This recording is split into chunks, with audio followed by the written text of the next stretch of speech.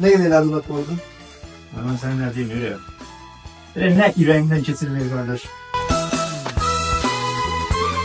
Öyle bırak bir dakika yürü. Bu bana ağırlık gelir adam. Bunu sen ben alınmaz cibimden itip gider. Bunu sen sakla. Xərcləyirsən ürəyim qurban. Allah sənin köməyin olsun. Allah razı olsun da. Ne kullu? Ben bir sözüm yok kullu. Qulluq deyəndə ki, yaşana bir 50 manat borcum var. Verə bilərsənsə Allah sənin köməyin olsun. Ay. 100 yine annesini verdi annesi kaldı. Allah. Ha Allah.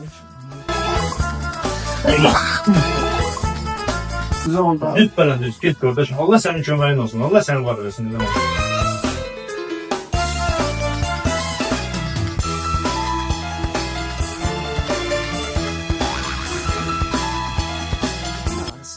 Ne lazım dedim.